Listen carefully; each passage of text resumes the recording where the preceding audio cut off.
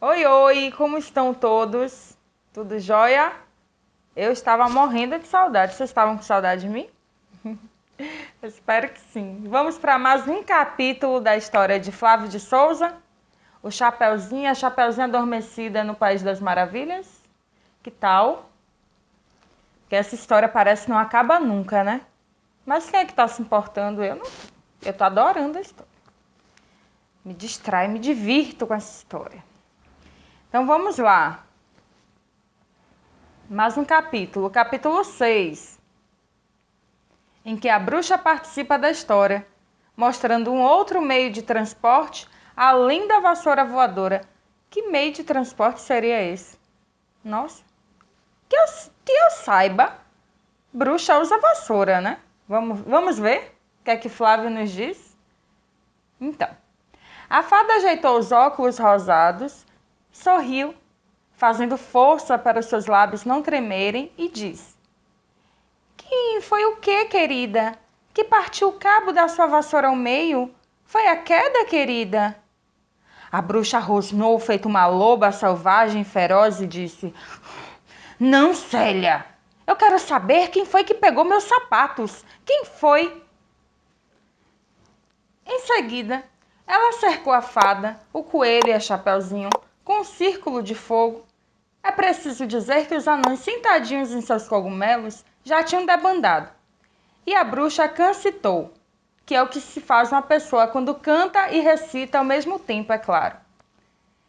"Quem foi que pegou meus sapatos? Quem foi? Respondam, seus ratos. Quem foi? Deixe estar, jacaré, que a lagoa há de secar. Os peixinhos vão morrer e vocês vão se arrepender. Eu vou ficar resfriada e a minha mãe vai ficar muito zangada. Já acabou a brincadeira. Ela é uma grande feiticeira. Eu vou contar até 3 e me respondam de uma vez. Quem foi? Eu mato vocês. Quem foi? Quem foi?" A fada, que tremia dos pés à cabeça, apontou para Chapeuzinho e disse: "Foi ela. Foi ela." O coelho até se esqueceu que estava atrasado e exclamou indignado: "Ah, mas que fada sem vergonha!" A Chapeuzinho ficou tão chateada e desapontada por uma criatura tão linda se comportar daquela maneira que só conseguiu soltar um "adivinhe."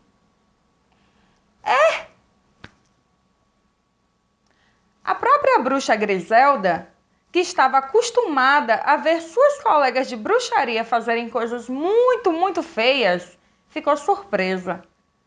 Mas a fada se arrependeu imediatamente, sorriu sem graça e remendou: "Ai, não, desculpe. Fui eu que peguei seus sapatinhos, Griselda. Mas agora eles estão dos pés dessa menina de Chapeuzinho e você não pode fazer nenhuma maldade contra ela, ou contra mim, ou contra este coelho, não é mesmo?" A bruxa, que realmente não podia fazer nenhuma maldade sem seus sapatinhos, tremeu de raiva e disse com cara de choro: "Ah, mas isso não vai ficar assim, não vai mesmo. Você não perde por esperar a sua menina do chapéu esquisito. Eu vou chamar minha mãe." A bruxa soltou um soluço, mas conseguiu espremer a cara para segurar o choro. Bateu 3 vezes com a pontinha do dedo mindinho esquerdo na berruga. Ó, saquei outra. Com a pontinha do dedo mindinho esquerdo na berruga que tinha na ponta do nariz e desapareceu numa nuvem que surgiu de pó de morcego seco, teia de aranha picada, espirro de múmia antiga e areia de duna do Saara. Imagine que poeira maravilhosa. O coelho e a Chapeuzinho olharam para a fada, colocaram as mãos na cintura, bateram o pé e disseram, depois de soltar uma série de Você, hein, dona Fada Célia Amélia Camélia? Que bonito, não é? A fada sorriu, ainda sem graça, e disse: Ai, me perdoem, é que eu fico muito nervosa assim, com medo mesmo da Griselda Bromélia. Mas eu já me desculpei e me retratei. Afinal de contas, fui eu quem tirei os sapatinhos mágicos dos pés dela e pus nos seus, ora essa. A Chapeuzinho teve que concordar com isso. É, e agradeceu. A fada respirou fundo, sorrindo com graça, ficando ainda mais linda, e disse: Tudo de bom para você, querido, em seu caminho até a cidade preciosa. Para você também, bonitão. Com certeza vocês enfrentarão perigos, desafios e barreiras. Mas não se preocupe. Qualquer problema é só me chamar. A fada Célia Amélia Camélia se foi em sua bolha de sabão. E a Chapeuzinho e o Coelho iniciaram sua jornada rumo à cidade preciosa, pela estrada invisível, para se encontrar com o fabuloso, o maravilhoso, o extraordinário mágico de voz. A menina deu um grande bocejo, porque já tinha passado da meia-noite, e disse: Ai, papai, estou com tanto sono. O pai não quis nem saber. Ah, não. Agora eu vou contar essa história até o fim, nem que eu tenha que molhar a sua cara para você ficar acordada. Mas ele não teve que fazer isso, porque a menina se animou e perdeu completamente o sono quando o pai contou. De repente surgiu um enorme sapo.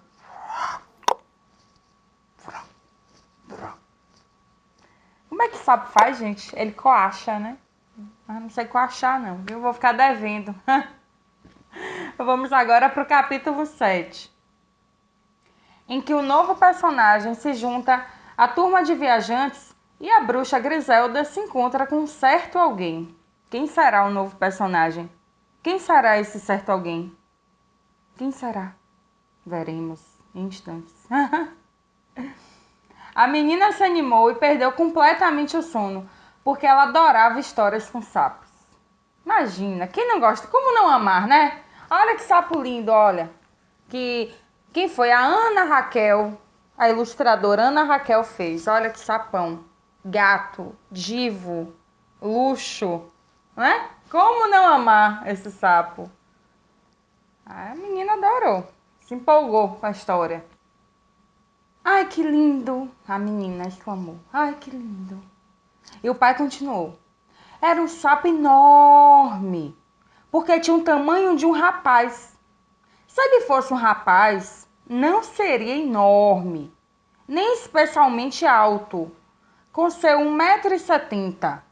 Mas para um sapo, ele era realmente enorme. A Chapeuzinho achou o sapo muito elegante, com seu calção, blusa, gola sanfonada, tipo a minha, assim, quase, capa e chapéu com 2 plumas. Ai, que lindo! Ela logo viu que ele era um príncipe transformado em sapo, porque tinha um ar de menino mimado, nariz empinado, acostumado a ser sempre tratado de maneira especial, como se fosse mais importante que os outros, mas que finge que acha que é como qualquer um. Era o esforço de fingir ser comum que fazia ele parecer snob, arrogante e tratante. O sujeito segurou um bocejo, olhou para Chapeuzinho sorrindo, bondoso, como se fizesse um favor especial de se dirigir a ela e perder um pouquinho do seu precioso tempo com alguém tão comum. E perguncejou: Você é uma princesa? O coelho riu e disse: É claro que não. Ela é só uma menina de chapéu esquisito. A Chapeuzinho ficou brava e disse: Esquisita é você! Meu chapéu é vermelho. O sapo manteve o sorriso, se bem que um pouco desapontado, e disse: Quem diria? Sabe o que é? Eu sou um príncipe encantado transformado em sapo E preciso ganhar um beijo de uma princesa para voltar a ser um príncipe. Ai, que lindo, disse a menina. O mágico de voz pode ajudar, disse a Chapeuzinho. Quem diria, disse o príncipe. Eu diria, mas vamos logo, porque eu estou atrasado, Pombas, disse o coelho. Então vamos, Pombas, disse a Chapeuzinho. Então, muito obrigado e vamos, Pombas, disse o sapo. E lá se foram a Chapeuzinho, o coelho e o sapo rumo à cidade preciosa, pela estrada invisível, para se encontrar com o fabuloso, o maravilhoso, o extraordinário mágico de voz. Flávio de Souza vai mostrar quem é esse mágico de voz aí pra gente. Antes que alguém pergunte o que quer dizer, perguncejar, aqui vai a explicação. É perguntar e bocejar ao mesmo tempo, é claro. Mas enquanto a turma de viajantes ia rumo, você sabe aonde, não muito longe dali, a bruxa Griselda estava descalça e triste, esperando um certo alguém chegar. Esse alguém era a mãe dela, uma feiticeira muito poderosa do balacobaco, que chegou a bordo de uma tempestade, sentada numa onda de mar, onde dois peixes, um púrpura e um dourado, nadavam sem parar, fazendo conchas e caramujos formarem um colar. Imagine que mulher, que feiticeira babadeira. O nome dela não pode ser mencionado, porque é um nome tão mágico e poderoso que quem fala, escreve ou lê pode se transformar em porco, capivara ou anta. Eu abro mão. Não quero. Tá bom assim, não tô tão feliz, mas prefiro assim. Vocês querem saber? Não. O cabelo dela era um emaranhado de raios. Os olhos, dois diamantes lapidados que multiplicavam a visão, como a de um inseto. A voz era de cachoeira, com a força de uma enxurrada. Que medo! Mas apesar de tudo isso, ela era uma mãe como qualquer outra. Logo que viu a filha, bufou e falou: Esta vai ser a última vez que eu vou ajudar você a resolver seus problemas, Griselda Bromélia. A bruxa filha tentou se explicar. Tá bom, mãe. Mas a feiticeira que não pode ser chamada pelo nome interrompeu. Da próxima vez, você fica sem os sapatos e sem a mágica. Mãe. Foi a vez da filha bufar, porque a mãe veio com aquele velho truque da maçã linda e envenenada. Agora vá lá e faça a menina comer essa maçã. Tá bom, mãe.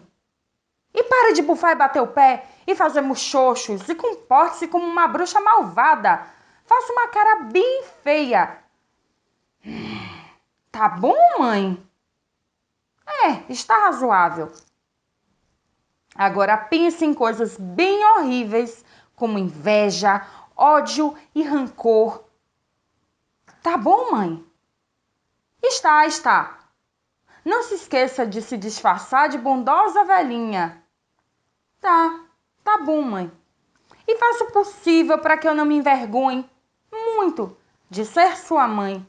A grande e poderosa feiticeira já estava se envolvendo em uma tempestade para voltar ao seu palácio quando ouviu sua filha dizer: Tá bom, mãe. O que é? Nada não. Capítulo 8, em que os viajantes passam por alguns perigos e, em seguida, por mais alguns outros. Nossa! Hora da aventura. Depois de caminhar por uma hora, os três viajantes saíram da parte mais fechada da floresta e já podiam avistar a cidade preciosa no horizonte.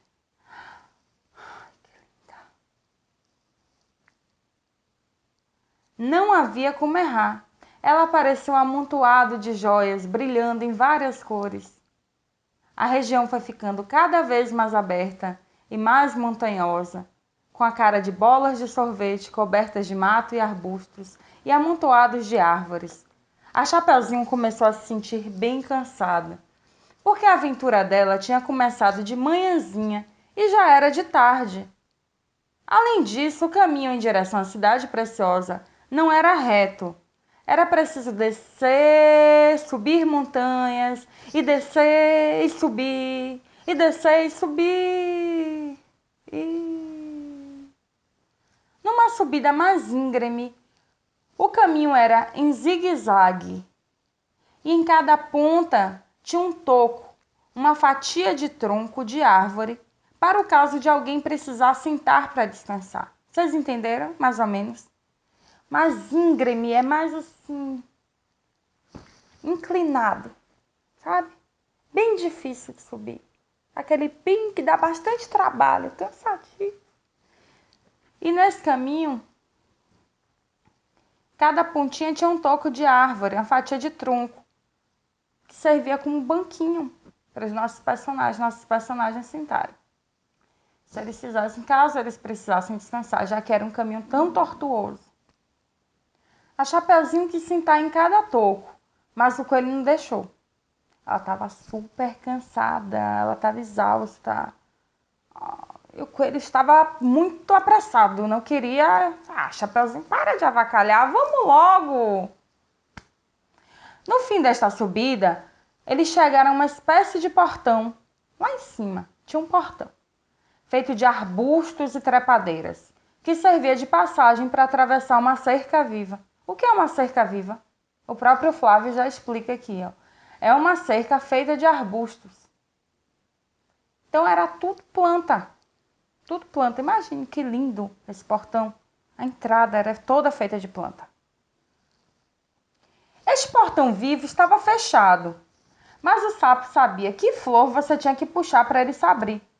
Só que quando ele se abriu e os 3 viajantes passaram, do outro lado eles ouviram um rugido muito alto e um calor que não vinha do sol.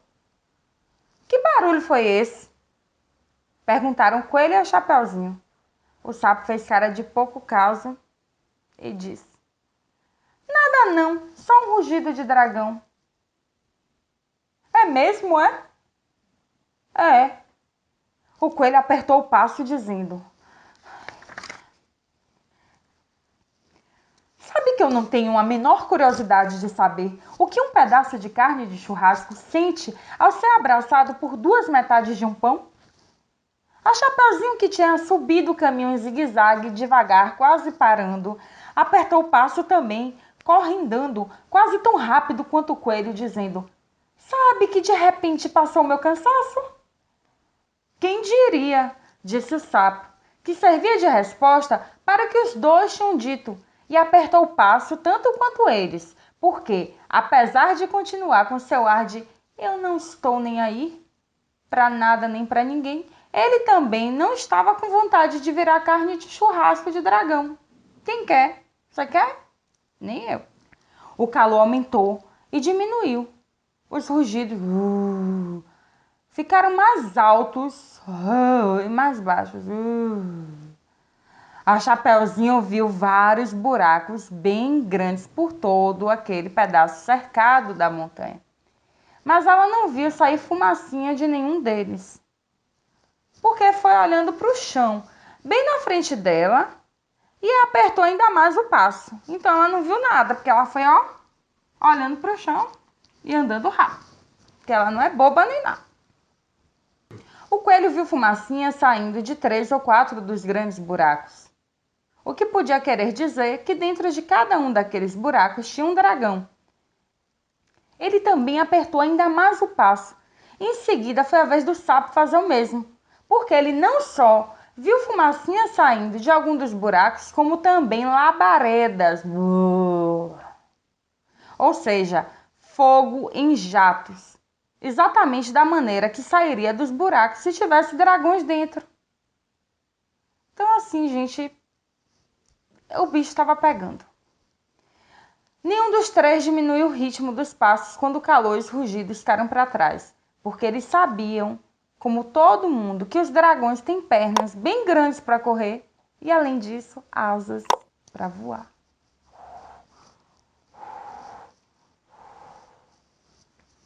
Pouco depois, eles ouviram bem nítidos os rugidos do urso e leão.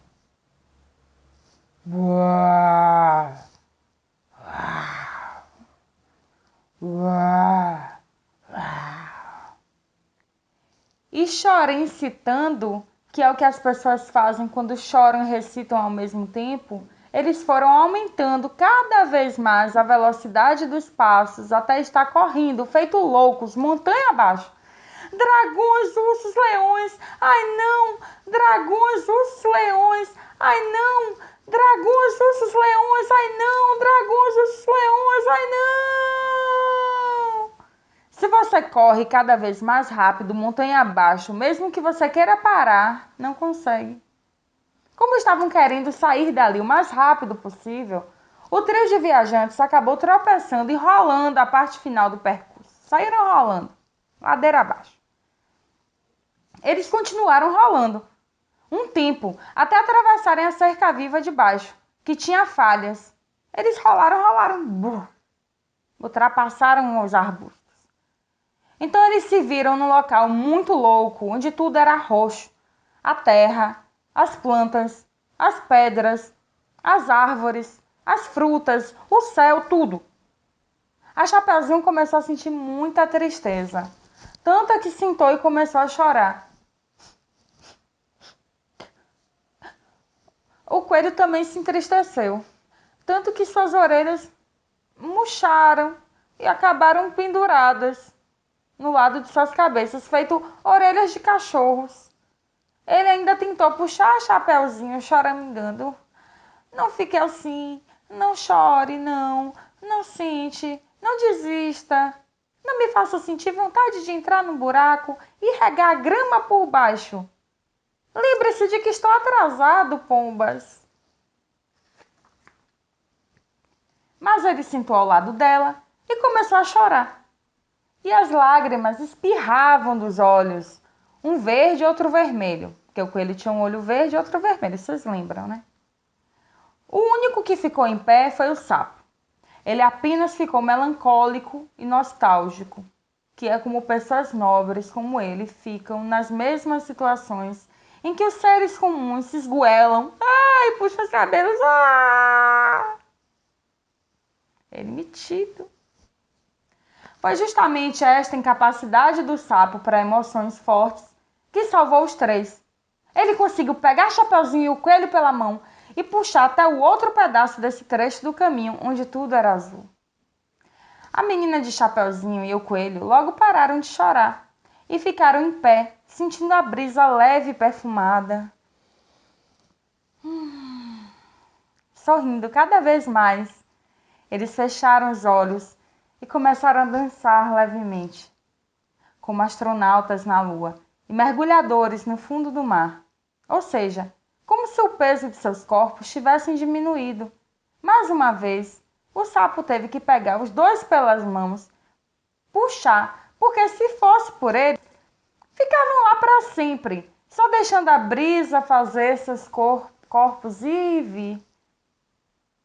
Voltar logo depois de ir, dançar sem sair do lugar e nadar, no sentido de se mexer graciosamente dentro da água e também no sentido de ficar sem fazer absolutamente nada, nada mesmo. No trecho seguinte da estrada, tudo era turquesa, que é aquele azul claro esverdeado. Foi a vez do sapo se deitar, mas ele se deitou no ar, porque não havia diferença entre terra e céu. Se você deixasse toda aquela turquesa tomar conta de você, dava para flutuar como um pássaro que pega carona numa corrente de ar. Por mais que o coelho e a Chapeuzinho sentissem vontade de fazer o mesmo, eles se ligaram e trataram de pegar cada um uma perna do sapo, porque ele já estava parecendo uma pipa que vai levantando voo e vai, e vai, e vai, e vai, e vai.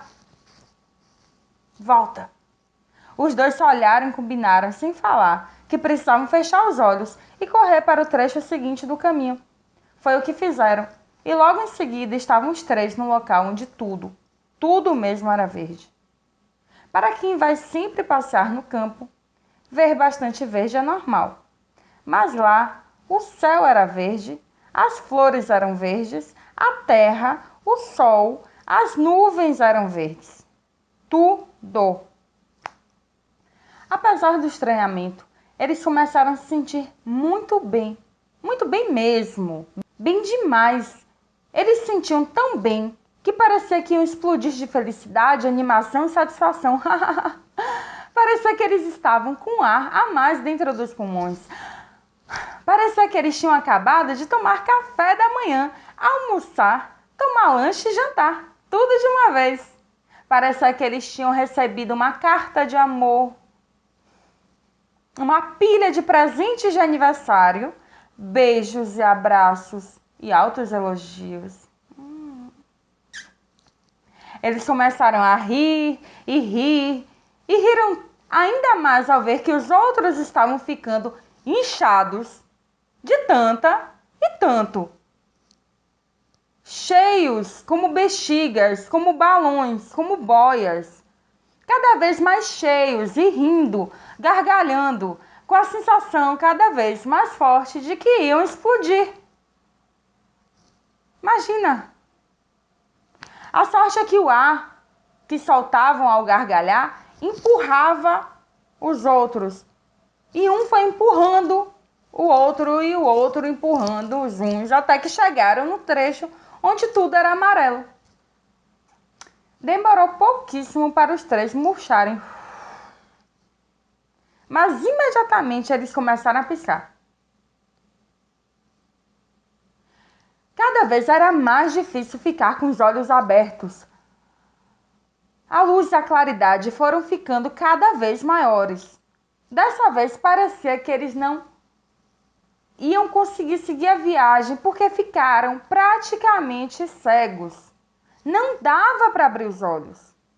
E, portanto, não dava para saber para que lado eles tinham que ir para sair dali. Eles tentavam, mas trombavam uns com os outros. Eles se perdiam um do outro e tinham que se chamar aos berros até conseguir se juntar de novo. O tempo foi passando, ficou com cara que eles iam ficar naquela amarelidão total e completa para sempre. Nossa, que pânico! Será que nossos heróis vão conseguir sair desse lugar amarelo? Será? Vamos ver? Só no próximo programa agora, viu, galera? Porque já deu a hora de ir embora, já deu. Fui. Tchau.